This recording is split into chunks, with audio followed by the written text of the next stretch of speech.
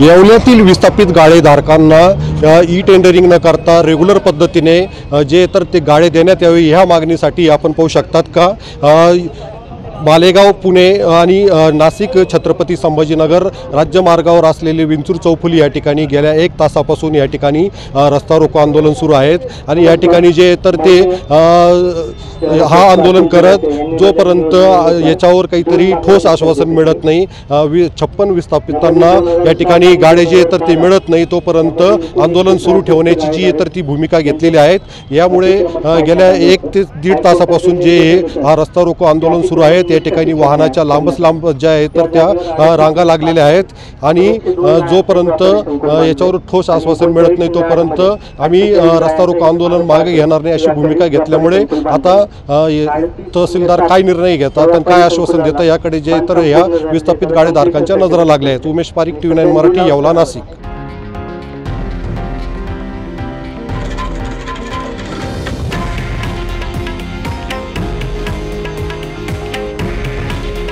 हे आहे देशातील नंबर 1 न्यूज नेटवर्क आणि आपण पाहत आहात TV9 मराठी।